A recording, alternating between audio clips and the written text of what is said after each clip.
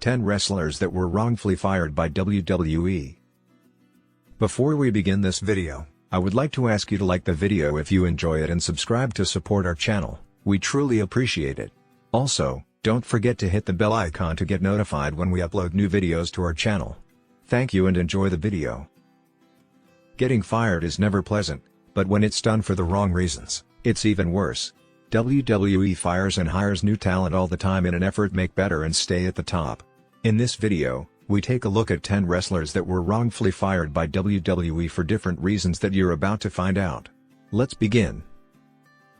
Number 10. Jim Ross. Okay, so maybe not a wrestler, but without a doubt one of the pillar icons and personnel in WWE, until he got fired.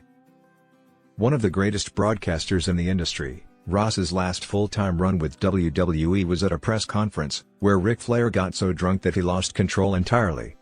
Ross took the blame and the fall for that and got fired wrongfully, because it appears that Flair was more important to the company.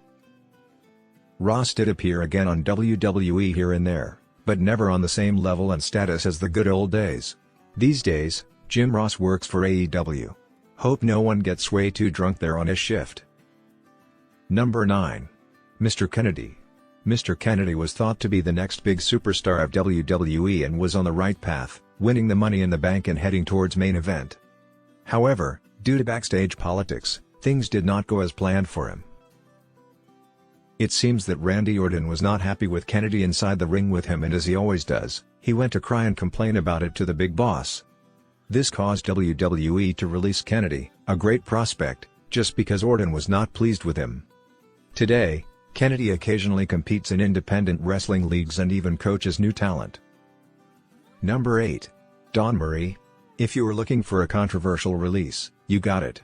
Marie was pregnant with only 6 months left on her deal with WWE. However, instead of ending things the right way, keep her contract for the remaining 6 months and pay her, WWE had decided to fire her.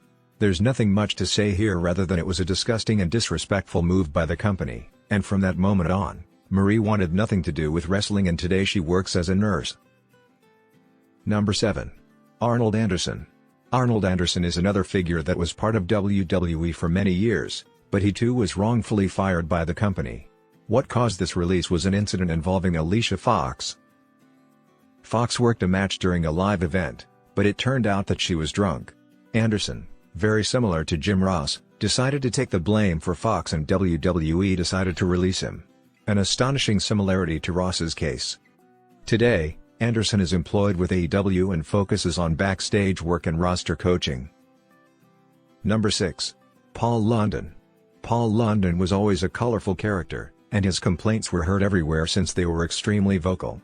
So, what happened that got London released from WWE? It seems that he smiled in a backstage segment that was leading to the Vince McMahon limousine spot. WWE did not appreciate it much and decided to release him. London got back to wrestling not too long ago, but his main focus these days is being part of different acting roles. With that said, Paul London said in an interview that this was not the reason he got fired and believing it is plain stupidity. Number 5. Rory McAllister.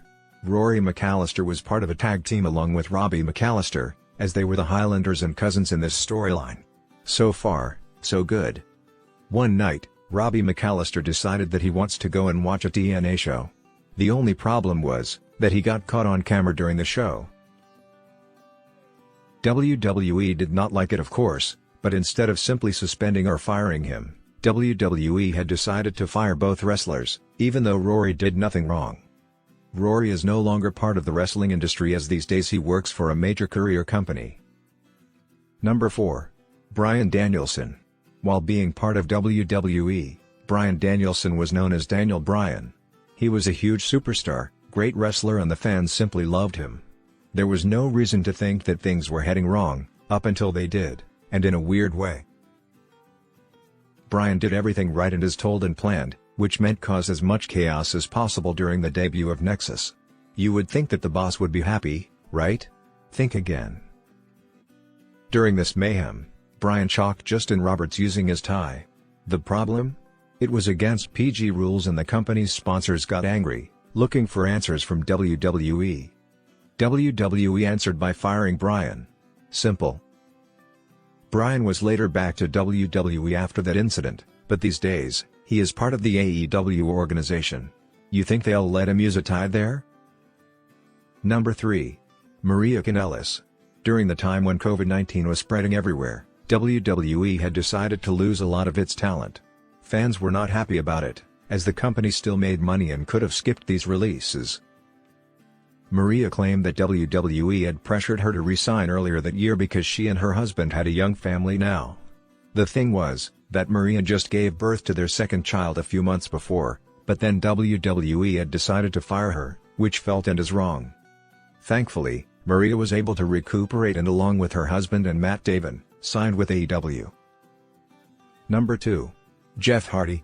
WWE wasn't happy with actions by Jeff Hardy, who looked unstable and demanded he'll do a drug test, which seemed perfectly reasonable when you look at the history of Jeff. Jeff refused to take the drug test and WWE decided to let him go. His brother Matt has claimed that Jeff's test was clean, however, he refused to go to rehab at the time. Jeff later joined his brother Matt at AEW, but later on was arrested for DUI. So being so unstable again along with the arrest bring his wrestling career under a question mark. During the circumstances, not so sure WWE were wrong here. Number 1. Muhammad Hassan. From 2004 to 2005, Mark Julian Kopani portrayed an Arab American under the ring name Muhammad Hassan. It is worth mentioning that Hassan's character tapped into terrorism. However, his wrestling days with WWE came to an abrupt end when a controversial terrorist angle coincided with the July 7, 2005 London bombings, leading the television network UPN to pressure WWE to remove his character from television. Hassan did nothing wrong and simply played the character chosen for him by the company, and while he went back to developmental, WWE had decided to let him go, due to mistakes and decisions they themselves had made. These days, Hassan or Kopani is the principal of Fulton Junior High School in Fulton, New York, and has nothing to do with wrestling. Thank you for watching. If you enjoyed our video, please like it and subscribe to support our channel, we really appreciate it. Also, don't forget to hit the bell icon to get notified when we upload new videos to our channel. Have an amazing day.